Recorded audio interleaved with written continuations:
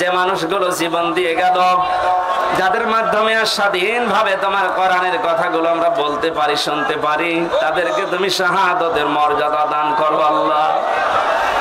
তোমার যে বান্দা আজকে তোমার ইসলাম ধর্মে দীক্ষিত হয়েছে, নাম নিয়েছে নূর ইসলাম, ইসলামের আলো, মেহেরবানি করে ওমরের মতো বানিয়ে দাও। এই পলাশবাড়ির ময়দানে যারা কোরআনের জন্য কষ্ট স্বীকার করেছে এদেরকে মাফ করে দাও।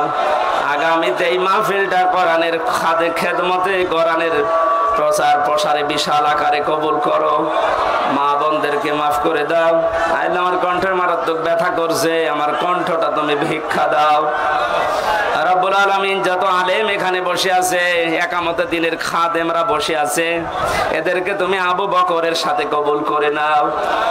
এই বাজারে যত মানুষ ব্যবসা বাণিজ্য করে আল্লাহ ব্যবসা বাণিজ্য বরকত দিয়ে দাও। যত এতিম এই পলাশবাড়ির মানুষেরা লালন পালন করছে আল্লাহ, এতিমদেরকে মেহেরবানি করে মুহাম্মদুর রাসূলুল্লাহ যেহেতু এতিম ছিলেন তার সাথে তুমি কবুল করে নাও। এদের অভাব অনটন দূর করে দাও। এই রংপুর বিভাগের মানুষেরা বিশেষ করে আমরা জানি বাংলার অন্য এলাকার তুলনায় এরা এমনিতে একটু গরিব মানুষ, আল্লাহ এদের অভাব দূর করে দাও, এদের স্বভাব তুমি ভালো করে দাও। এই গাইবান্ধা জেলাটা কোরআনের ঘাঁটি, সারা বাংলাদেশ এটা জানে আল্লাহ, এটা যেন এরা সামনে প্রমাণ দিতে পারে সেই ঈমান এবং যোগ্যতা এদেরকে তুমি দাও।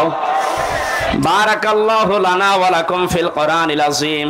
কখন কার মরণ চলে আসে জানি না, মরতে আমাদের দুঃখ নেই, চিন্তাও নেই, ভাবনাও নেই, কিন্তু আমরা শাহাদাতের মরণ চাই।